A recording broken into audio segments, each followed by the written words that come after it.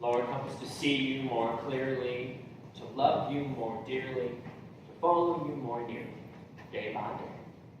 Amen. Please be seated.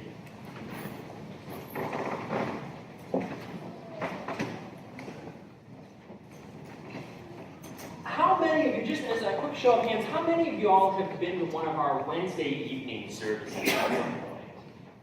Wednesday, a few folks over here, a few folks over here. Actually, also a good number of people, even up in the choir. All right. So you all have heard we have Wednesday evening services. All right, great. For those of you who haven't heard, this is a thing we do here at St. Stephen's. We have this midweek service on Wednesday nights. It's one of my favorite things all week long to do. And part of that is for me at the end of a long day, in the middle of the week, you're only halfway through the work week and kind of need a little bit of a pick-me-up. It's just something I'm looking for. It's a nice little intimate gathering. Whereas on Sunday mornings we have the pomp and the circumstance and the joy of gathering together with 100 people. In the Wednesday evening service, it's a little more intimate. Sometimes there's just 4 or 5 of us, or 10 or 12 of us gathered together. So there's a closeness to it that's really nice. And one of the other things I love about the Wednesday night services that we do is that we take a different saint on the calendar of saints and we celebrate them each week. We've got this calendar of saints that's very much like the Catholic Church has. A lot of them are the same saints. We have St. Paul, St. Stephen's, and St. Thaddeus, and St. Elizabeth, St. Catherine. And then we have some of the more modern saints, Martin Luther King Jr., Jonathan Daniels. And each Wednesday night we pick a different saint and we look at their lives a little bit and we talk about what we can learn from them, what lesson we can glean off of their lives and incorporate into our own lives as we seek to be in relationship with God in this world. I bring this up because this last Wednesday was St. Augustine of Hippo. It was St. Augustine's Day. And one of the things that's remarkable about St. Augustine was just how normal he was, just how average he was. He is regarded by many to be one of the great theologians of the early church. He's one of the earliest people that wrestle with what it means as a Christian to be in relationship with God. And one of the things that's in his writings is just how much he struggles and wrestles with what that means to him to be a Christian. What it means to him to be loved by God when he feels just so average, just so normal. He holds this idea up of a perfect God and a perfect human being made in the image of God, and you know what? He sees that he doesn't measure up. He falls short of that. He says famously in one of his books that he knows there are things that he's supposed to be doing that he just can't seem to get himself to do. And there are some things he knows he shouldn't be doing. And God help him, he just can't stop himself from doing them, right? I think that's about the human condition right there. Who here does not have at least something where you know you should be doing it and just you're too tired, or you're too busy, or you just can't seem to get yourself to do it?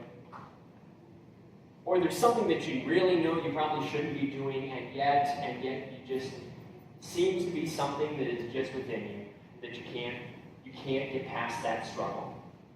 So Augustine is talking about a very real issue that we all struggle with in some way.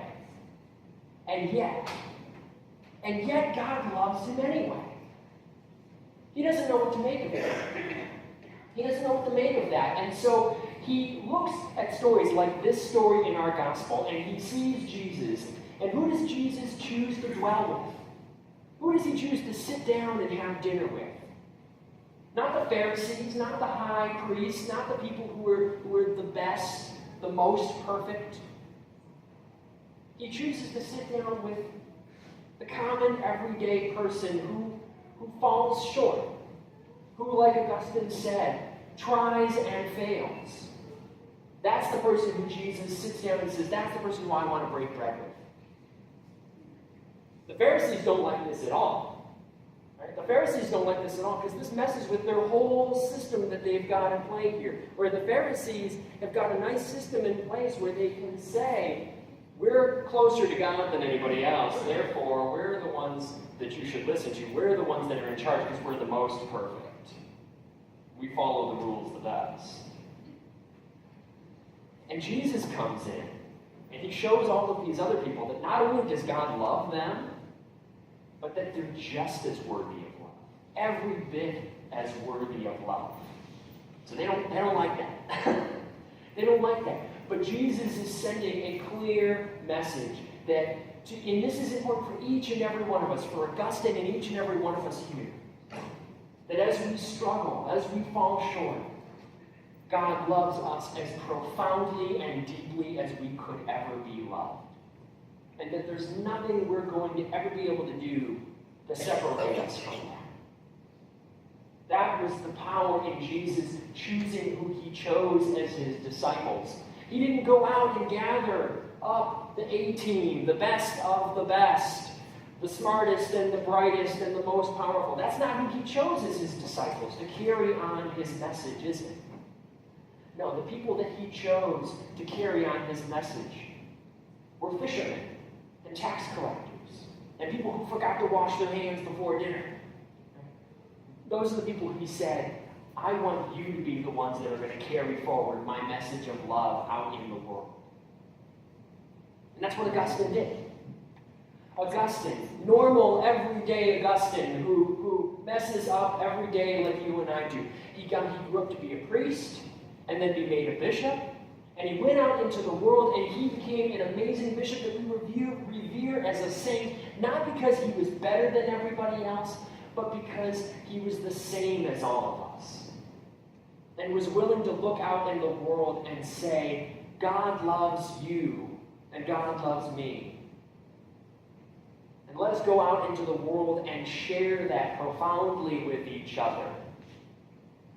So he went out to become a great bishop and a great theologian because he shared just how simple it is that although we are all flawed, we are all as deeply loved as we could possibly be. So let us give thanks for all of our saints that we celebrate on Wednesday nights, each and every one of them, a normal person just like you and me. Let us give thanks for them. Let us give thanks for Augustine. Let us give thanks for a Jesus Christ who would invite the likes of us to the table and say, you are welcome at this table with me. Thanks be to God.